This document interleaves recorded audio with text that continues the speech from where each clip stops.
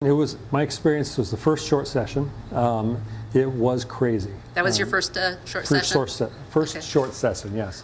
The speed and the pace was something like what you would experience just at the end of the long session, yet we were just beginning. So all of the bills were actually due and submitted within the first week and had to have come out of committee the second week. So there was really very little time to vet things out for public hearing, for good discussion, because the process takes so long. So it was a little bit crazy. There were some bills going into an election year, some bills that were, from my perspective, probably a little more political, and then some things that I think we hopefully did well. But yeah, it was don't get me wrong, it was a fun experience. It was frustrating at times and very enjoyable, just because I enjoy working with people and trying to come up with the best solution. So the short session was supposed to be to tie up loose ends from maybe the year before, you know, because there's a whole other year, and instead it's gotten to be like, let's see how much, let's say, tax increases we can bring in. Exactly. We tied up some, I sponsored a bill to help make some modifications to our distracted driving law that we passed in 2017. Oh, yeah. In passing that law in 2017, we took away an exemption, say, for farm vehicles.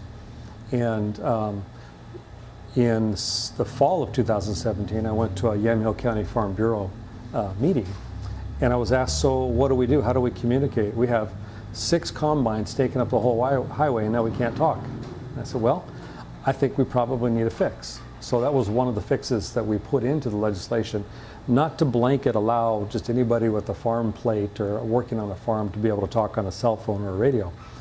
But if the need is to safely move a vehicle on a narrow or curvy road, then they should be able to talk to make sure it's safe.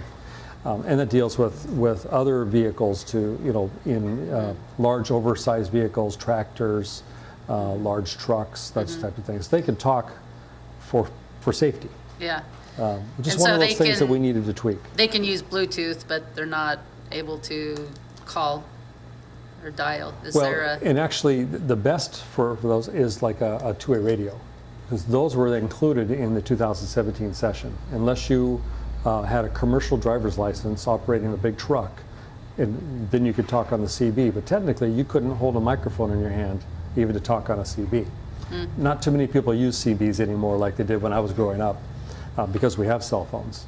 But now farmers and other people moving large machinery can work on the road. There were some other fixes to that one, but that's what the short session was for, is to make sure that whatever we passed the year before, if there were some problems, that we fixed it. And there were a handful of things with that legislation that we went back and addressed.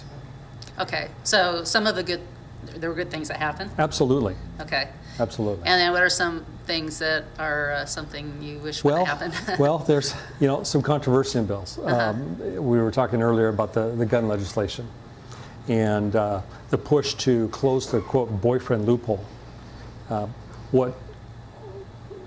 As much as I try to tell people, in Oregon there never was a boyfriend loophole. What that legislation did had no impact on boyfriends or anybody else that used to be in a relationship. What it did was stop people who are convicted of stalking from owning or possessing a firearm or ammunition.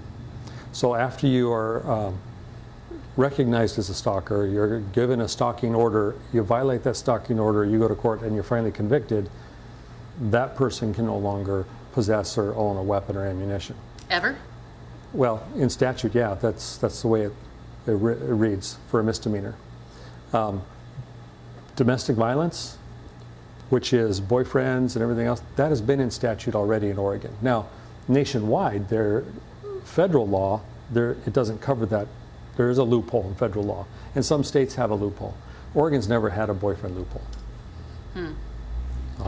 So Okay. that was one of the legislation, and that was a polarizing legislation. Some voted yes, some voted no. I maintain it really had very little impact because we don't have people convicted of stalking very often. Much different than a former boyfriend or a domestic situation. So it was a very polarizing legislation that, from my perspective, did very little to enhance anybody's safety and really just created another way to infringe upon the Second Amendment. Well, yeah. I mean, they just seem to come up with anything and everything they can. And, you know, the saying, you know, you tell a lie often enough, loud enough, people start to believe it. And it just seems like if they can come up with something that kind of, they can get a few people to say, well, that makes sense. And then pretty soon it's going to, you know. But the law already covered it. That's Yeah, that was and, the and the thing interesting part, anyway. if you read the new legislation, when it talks about defining relationship, it refers to an existing law in the domestic violence statute. So it didn't add anything except stalking. Yeah, so if you go back and look at the statute that was passed, the law was passed, it actually defines the relationships based on an existing statute that's been in place for a while. It added nothing to domestic violence, added nothing to boyfriends. All it did was define an extra statute, or an extra provision in the law that says if you're convicted of stalking. Some people thought it was enough. I didn't think it was enough, so I voted no. But it had the effect of actually polarizing the legislation, you know, the legislature with the guns. The other was 1528, Senate Bill 1528, which was a tax increase. And it's in response to the tax cuts that the federal government just put in.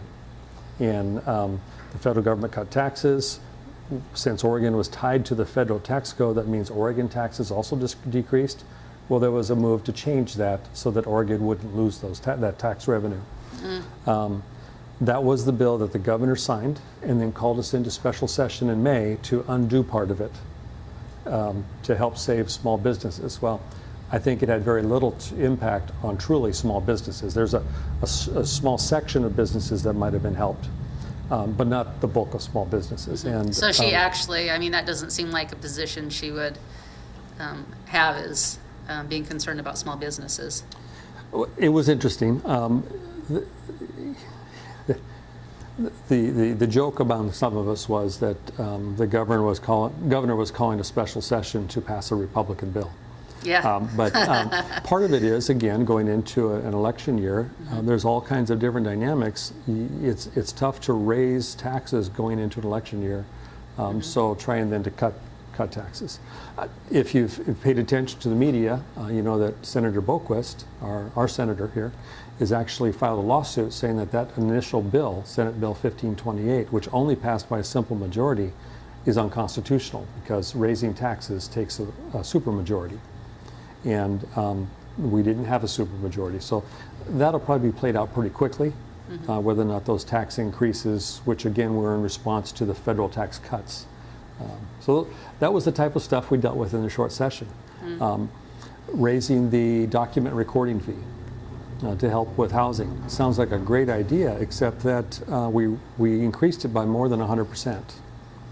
And not every document recorded in Yamhill County or any other county has to do with housing or closing on real estate. It has to do with marriage certificates, death certificates, all kinds of different recordings that have nothing to do with real estate. So They doubled it? it's been doubled.